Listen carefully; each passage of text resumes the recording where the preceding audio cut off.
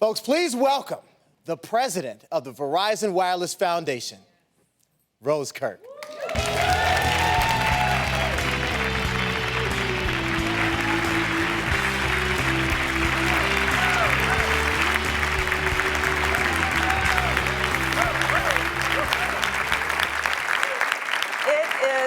Always an honor for Verizon to bring these summits together. And when we do, we think so much about all of you in the audience and all of you who are joining us.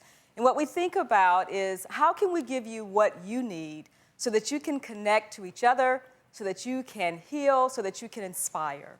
And so while we've given you a significant amount of information today, we always end these summits allowing you to talk back and to share with us how you are going to apply this information. So we're going to spend the next 15 to 20 minutes talking about that very issue. And we'll start with the issue of connect. So when I was listening this morning, I heard Judge Tennyson talk about the fact that their ability to prosecute is only as good as the information that's provided to them from the medical community, from the advocates, from the police. And so for this audience, I have a question for you. What is it that we can collectively do better so that we can allow the information that she is given to be more impacting? How do we connect that dot even more specifically? And I'm certain there are some good best practices here with us today. So if you have a thought, if you could stand and share, that would be fantastic. I see a hand back there. Hi. Give it up for Robin McGraw and her wonderful foundation. Thank you. And the most important thing we have here is communication and documentation, making a trail. There has to be a trail from the moment the abuser owns that she's being abused to calling LAPD, who were wonderful. I'm a survivor, and thanks to LAPD and the female policewoman who came. And, you know, I documented everything, and the wonderful judge in the court. I've got to give kudos to this country and its resources. It is wonderful. But I had the wisdom to document everything through the proper official people. Okay, great. Thank you. Other thoughts, other tips? Our agency, LifeWire, is starting to dabble in storytelling, because I think all of us in this room are a voice for the voiceless. And so taking the information that we come away from here and naming it and telling the stories of the survivors that can't talk, they can't be up on that stage.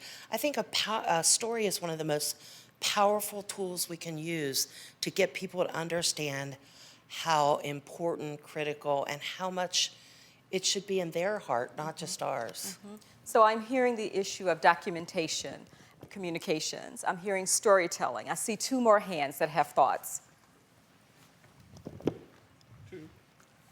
Hi, I was hoping, or I would like to see, I run an African American culturally specific organization called Makash out of Atlanta, and I would like to see some more non-traditional type of conversations or resources, because what we're offering now to African American women, because we are the largest group of women with obesity and diabetes. So instead of doing the TPOs and those types of things that our mainstream programs do, we're offering culinary arts, how to cook healthy emotional foods, because we still like emotional foods. And we're teaching them how to do creative writing.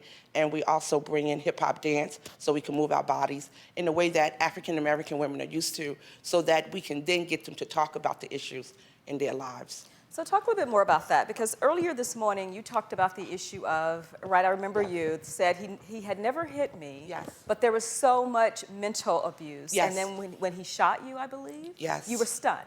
So help us, thread that needle a little bit more around the issue of from caring for yourself physically to that conversation. How do you get there? Wow, that's a lot what you're asking. It was really difficult, a lot of it for me personally, and I think for a lot of other women, and I can speak for Black women because that's who I talk to a lot, but I don't want to speak for them. But I know for me, a lot of it was about my faith, even though we don't talk a lot about spirituality in the work that we do, but I brought that with me because one of the things I realized as a survivor and then moving into a political activist is that I and we have to bring our whole selves to the table. And we're not always allowed to do that. But I didn't care. I did it anyway because that's all I know how to do. I only know how to be me. And I didn't care what the movement said or how they said I should be. I defined myself how I felt I should define myself. And that helped towards my healing and to help my children find their healing so that they would not turn out to be what the experts say they were going to be. And that's why I know there are some strategies that work outside of the traditional ways of how we do our work, and I hope I can offer that to other women and to other programs or to other people or be on your panel one day. and so it's really a good idea as an entrepreneur to be creative and think outside the box, and that everything doesn't have to be this way in order for it to work. Okay, so what I'm hearing you say is that in the work, there has to be an overlay of cultural nuances. Yes. And that you found a way to connect with your audience that resonates, that can lead them down the path to that conversation that then begins to talk about the issues of domestic violence. Exactly. Okay, all right, very good. I see a hand back there that we should give her an opportunity.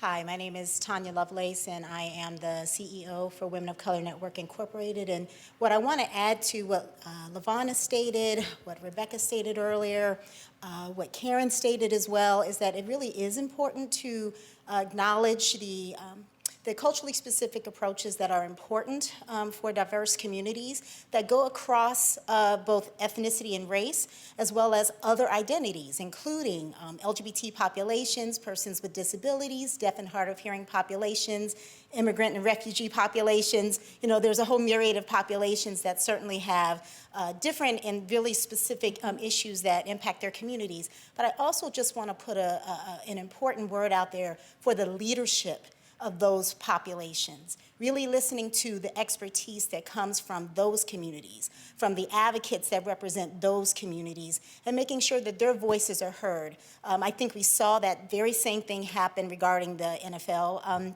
circumstance, and while we do, again, I think I've heard other folks say, really appreciate the various folks that have been added to the dialogue within the NFL, the 4 original consultants that were added. I'm excited to see now that they have someone such as Dr. Beth Ritchie that's now been added to that group. And I know that Tony Porter, who is an African-American man and, you know, a really close and personal partner with the Women of Color Network, Incorporated, called him in. I think that's great. I'd also like to see more African-American women on there, because if what we're saying is that there are 70% African-American men that are in the NFL, then we can at least expect that about half of those partners are women of color. It'd be important to see voices that can reach those women. We're not really just talking about the players, but we're talking about outreach to their families. Sure. So if I can string some beats, right, against that original question that said, how do we sort of help the judicial system get good information so that they can indeed more effectively prosecute? I'm hearing that putting those cultural nuances into play, being able to understand how to connect with people so they even realize that I am being abused, so they can begin to do their documentation, they can begin to tell their stories. All of that can help us sort of perhaps bring better material to the table. Is that a fair sort of assessment of that? Okay, all right. Neil has a question here from Men Can Stop Rape. Thank you. Hi, Rose. Congratulations, and thank you to everyone for their work. I think one of the things I would add from a prevention focus, right? No one I don't think is going to say it's either or here, but from a prevention focus, if we think about this domestic violence, relationship violence as a public health approach, then primary prevention has to be a part of it. And in terms of our work with young people and youth advocacy, I really think we need to mobilize more and more together around school policies where this work is not extracurricular, whether it be a coalition or group for LGBT youth or for the athletes or for the theater, but it should be co-curricular. It's just as important as math and science, and so the social emotional intelligence that the physicians were talking about earlier, the psychiatrists were talking about, that brain development, so that we can increase bandwidth and capacity, working with Verizon, bandwidth and capacity around the interventions that we need, so that the judicial process isn't seen or the hotline isn't turning away 77,000 cases, because we have a mobilized community that recognizes what this violence looks like and how we can increase all of our bystander intervention and responsibilities. Great, thank you.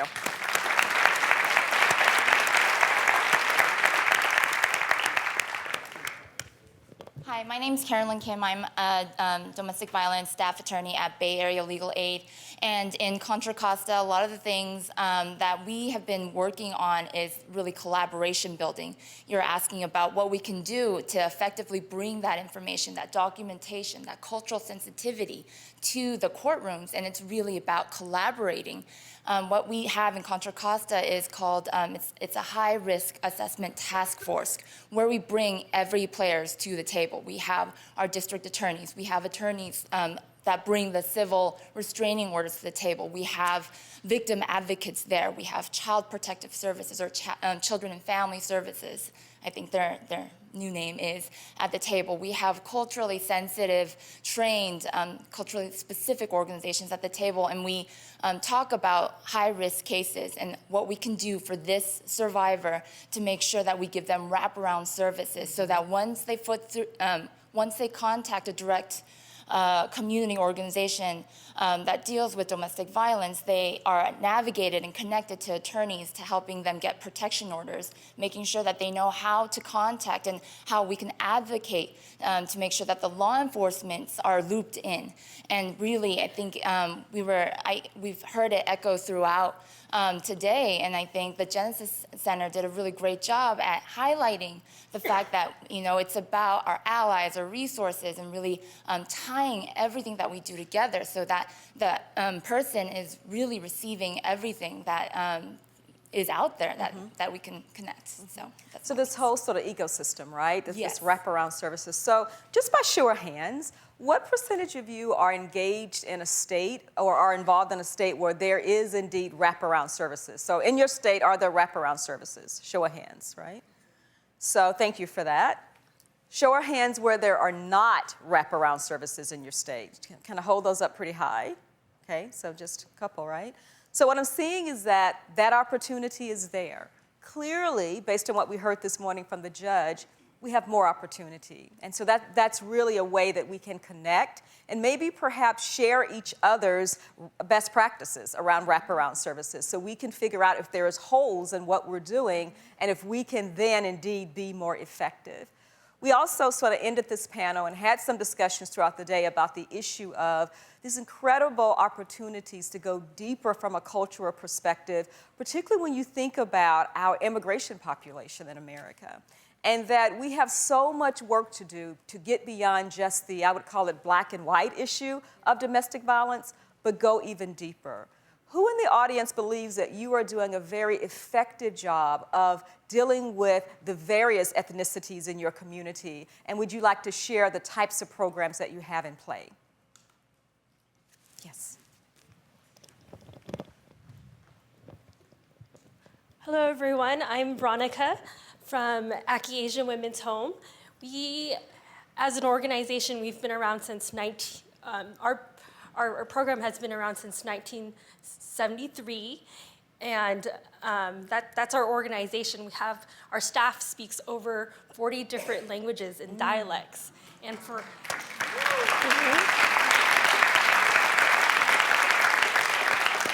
and then within our organization, there's over 10 different programs, anywhere from mental health services, a healthcare clinic, Center for Survivors of Torture. And for us, we're the domestic violence program. And for our staff members, we're able to, and compiled with our volunteers, we're able to support over 16 different languages and dialects. So we're constantly trying to provide more culturally and linguistically competent services, but there still is a need for more. Yeah. There's plenty of times where we're, with the 40-hour training or with the domestic violence training, there's not enough people who are trained to do this work. So there's those challenges. And then there's the folks who, they want to help. Constantly, I'm getting folks that want to help our shelter, but the training is just not available. So there is this need, and So I urge you, if you have a language ability, a cultural specific background, to get involved with your local community more. Excellent. Thank you. Thank you.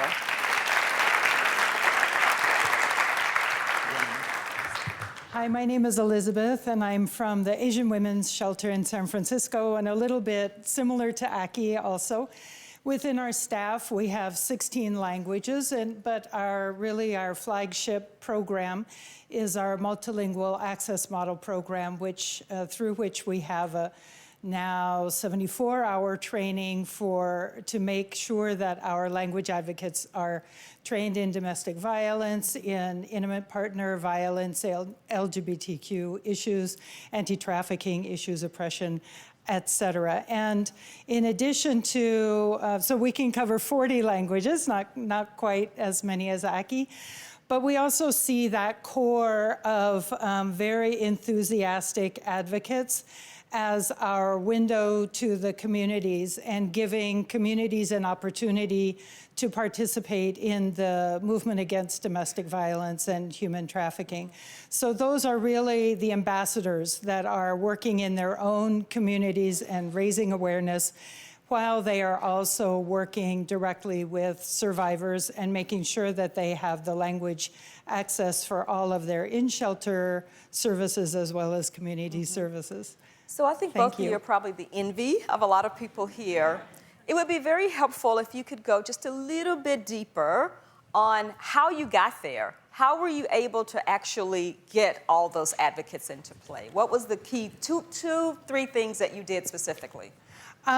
First, it's outreach. So we get a lot of volunteers for our training program through UC Berkeley, through San Francisco State, through San Francisco City College, San Jose. So outreach into the community, but also there's a very powerful word of mouth. And I think Asian Women's Shelter, through the national efforts of our founding director, Becky Masaki, has a very strong reputation nationally and statewide and locally, and that draws a lot of people in. Many people who have been involved in AWS at one time or another as founders or as staff are now in other agencies that have flashed across the screen here. So I think that word of mouth has been incredibly effective. Okay. And so then are you able to actually sort of, when you bring the individuals in, are you able to allow them to construct the program based upon the community that they're serving? How do you make it effective so it's not just various people who happen to be together? Various Can you people. stand? Yeah. How do you make it effective in terms of really going deep on what each ethnicity may need? What leeway is there? Well, for the Asian community, domestic violence is something that you don't talk about. And community is so big. Saving face is such a big issue that we run into. So what our organization really strives to do is to end the silence so we could stop the violence. And what every individual that comes into our organization, we really try to meet them wherever they are, whether or not they want to stay or whether or not they're ready to leave. So we're really client-centered and trying to be trauma-informed. Great, thank you. There was a hand over here, yes. Wait till you get the mic. Okay, thank you. Mili Treviño Sauceda, and I come from a migrant farm worker family. And we've been working here in California. The organization that I'm representing at this time, it's called Organización en California de Líderes Campesinas, which means the farm worker women leaders in California. It's an organization. And we have become a national entity. And the reason I wanted to share is that because we're working with agricultural women, Latinas in its majority, and when we started like 20-some years ago, we started talking about domestic violence, and we started talking also about pesticides because we're dealing about work issues. And then we learned that there was a lot of violence at home, not only in the workplace. And it was very hard for us to just talk about that. And when we learned that we could feel safe sharing that, and we started talking with more women, we started learning that were more indigenous women also, not only from Mexico. A lot of people think that farm worker women or agricultural women are only from Mexico, but they're from Central America, from the Caribbean, from South America, and we all have different types, different terms and very diverse. And there's a lot of different languages also. So when we started organizing as women and helping each other, we also had to learn that we needed to network with the different resources. Mm-hmm. But then we also learned that during those times, we're talking about the 90s, not necessarily culturally specific and appropriate services. And it was very, very hard for us to ask women if they were willing to go to the services, and they would say, I'm not feeling comfortable. And to the point that we did have to sit down with some of the services and then work together.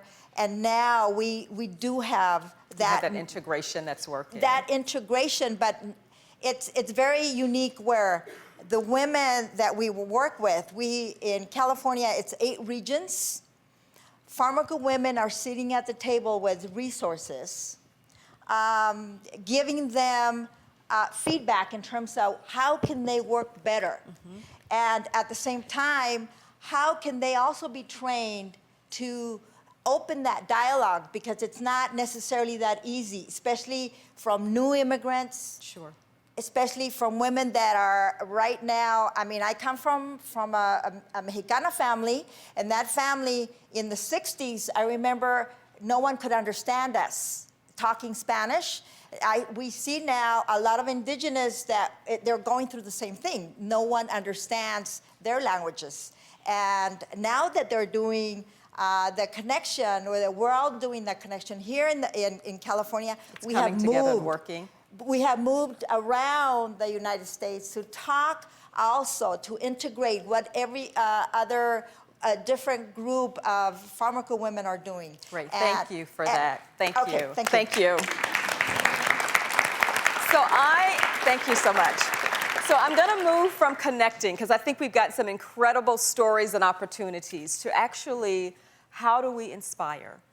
And so in that space, the one issue I want to talk about is, how are you inspiring more men to get engaged in domestic violence prevention? Who believes that they have a great motto? And Neil, really, honestly, as a man, you want to take that one? But I'm going to let you. Who believes that we have a great motto, you have a great motto that can really engage more men? Did you say yes or no? I'm going to come to you, but I'm going to allow this young lady, ladies first, to have a bit of the mic. Hi, I'm Marisela Rios-Faust with Human Options, and we have a campaign that we do every year that's called Men in Motion, and it's 100 men, one voice, coming together to stand against domestic violence, and that starts this month. It was formed by male board members who really decided to take a stand and communicate that this is our issue, it's not a female issue. And we felt that that's been really beneficial, because it's gotten a lot of people involved in really taking a stand against domestic violence. Excellent. Did I see a hand up there? I see a hand back here. Yes. Hi, my name is Michael Bailey. I work with Jair Lynch. It's an urban regeneration company, and what we do is we go to urban neighborhoods and we try to, turn it around, like by putting up libraries in elementary schools and stuff like that. So right now we're actually in the process of my whole company. We're working with some engineers and actually trying to make our own domestic violence, district, you know what I'm saying, or type of subunit, you know what I'm saying, so we can help out young men and women, because I was in the Army for 5 years, so I do know what it's like for people to, you know what I'm saying, not really speak up about an issue, but they do need something to talk about and someone to talk to, so. Great, thank you. Thank you. Okay, all right. And I think, our last topic is really about how do we heal? And I think for those of you who have been victims of domestic violence, For those of us who have seen family members experience domestic violence, for a company like Verizon, who has 187,000 employees around the world, we recognize that domestic violence is a very real issue, and that as we're walking the hallways, we are very often dealing with an individual or walking by an individual who may have been a victim. So it is our privilege to bring you all together so that collectively we can connect, we can inspire, and we can all be healed. So thank you so much for that.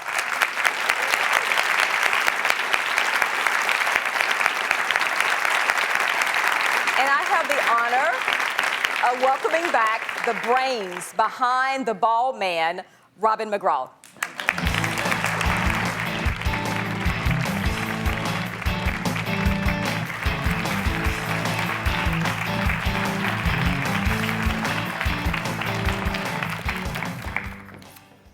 This has been a phenomenal day. Yes, it has. I want to thank everyone that has been with us on live stream. And I cannot end this day without thanking our partners at Verizon for this extraordinary partnership. Alan, Karan, Kamika, and Rose, my deepest thanks. This was a huge first venture, and we look forward to many more opportunities to partner. This is the beginning of October, and with Domestic Violence Awareness Month upon us, I know there is a lot of very important work ahead for all of us. We look forward to continuing to use our voice, our work, and our platform to help extend our collective efforts. This concludes our day together. So thank you again to everyone who participated via live stream.